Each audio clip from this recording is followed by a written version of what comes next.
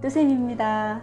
오늘은 제가 한국사 능력 검정 시험에 대해서 좀 말씀을 드릴게요. 한국사 능력 자격증은 우리나라에서는 대세적인 자격증이 되었습니다. 필수 중에 필수가 되었죠. 이제는 거르고 넘어갈 수 없는 그런 자격증이 되었다는 얘기죠. 왜 그럴까요? 한국사 능력 검정 시험이 필요한 이유에 대해서 말씀을 드리겠습니다. 먼저 취업을 위한 가산점을 주는 자격증으로 자리매김을 했기 때문이에요. 공기업이나 대기업 등에서 가산점을 줘요. 뿐만 아니라 공무원 시험 볼 때 국사 과목 대신에 한국사 능력 검정 시험으로 대체를 해서 필수, 또한 상급 이상을 가져야지만 교원 임용 시험 응시 자격이 주어지고요. 일부 대학에서는 수시 모집 때 필요합니다. 육해공군, 육군 간호사관학교 입시에서도 가산점을 줍니다. 취업뿐만 아니라요, 승진에서도 반영하는 기업들이 늘고 있습니다. 우대를 해주고 있다는 거죠. 그래서 많은 사람들이 한국사 능력 검정 시험을 보게 됩니다. 그러면 한국사 능력 검정 시험 급수에 대해서 말씀을 드리겠습니다. 예전에 제가 시험을 볼 때는 초급, 중급, 고급 이런 식으로 나뉘어져 있었어요. 똑같은 시험을 보고 점수에 따라서 5급이냐 6급이냐 3급 4급 1급 2급 이렇게 나뉘어졌는데요.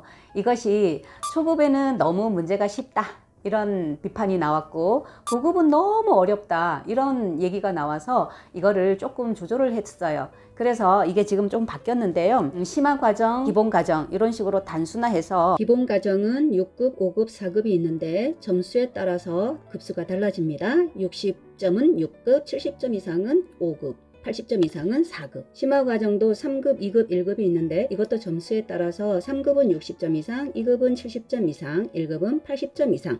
제가 시험을 봤던 게 2015년도예요. 벌써 이제 7년이 됐는데요. 시험을 봤던 문제지인데요. 어려웠어요. 저는 진짜 어려웠어요. 공부를 빡세게 했는데도 나름 어렵더라고요. 간신히 턱걸이를 했어요. 79점을 맞았는데요. 이때는 제가 시험을 볼 때는 1년에 4번을 시험을 봤거든요. 1월달 한 번 받고 그 다음에 5월달, 8월달, 10월달인가 이렇게 4번을 봤는데요. 지금은 6번으로 늘어났더라고요. 그거는 왜 그럴까요? 많이 응시를 하기 때문에 이 횟수를 늘린 것 같습니다. 그래서 올해 같은 경우에도요, 2월달, 4월, 6월, 8월, 10월, 12월 이렇게 짝수 달에 시험이 있네요. 그러면 공부는 어떻게 해야 될까요? 이렇게 필요한 필수 자격증인데 한국사 너무 어렵고 하기 싫어요 라고 할 수도 있잖아요. 근데 저 같은 경우에도 어른이 되어서 제가 이제 수업을 하니까 어쩔 수 없이 이걸 수업을 하기 위해서는 알아야 되잖아요. 근데 저는 대충 하기 싫었어요. 그래서 내가 확실하게 알아야 아이들한테도 잘 전달될 거라고 보고 제가 이 공부를 시작했죠. 저는 EBS 교육방송에서 한국사 능력 검정 시험 고급과정을 들었습니다. 들을 때요, 그 강사 선생님이 말씀하시는 거를 그냥 앉아서 그렇구나 이렇게 듣지 않았어요. 저는 일일이 선생님이 말씀하시는 거를 일단 스톱해 놓고 이렇게 메모를 다 했습니다. 그러니까 판서를 했다는 거죠. 저는 꼼꼼하게 이렇게 하니까 시간이 2배, 3배 걸리더라고요. 그런데 정말 그 당시에는 힘들었어요. 너무 힘들었어요. 이래서 50강인가 듣는데 몇 달이 걸렸습니다. 근데 공부는 사실은 이렇게 어렵게 해야 돼요. 그죠? 어렵게 해야지 자기 공부가 되거든요. 그때 당시에 한국사 공부를 할 때 메모했던 그 노트들인데요.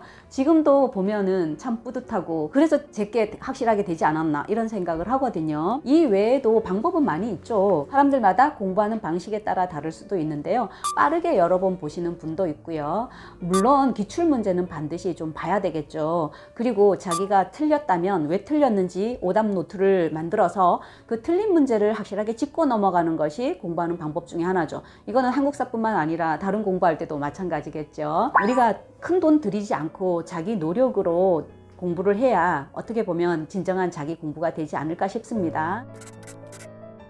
그러면 시험은 어떻게 응시해야 되나요? 라고 궁금하시죠? 한국사 능력 검정 시험 홈페이지에 들어가시면 로그인 하시고 자세하게 방법을 절차를 따라가시면 전혀 어렵지 않습니다. 그건 간단하니까요. 우리나라에서 살아가자면 반드시 꼭 필요한 한국사 능력 검정 시험.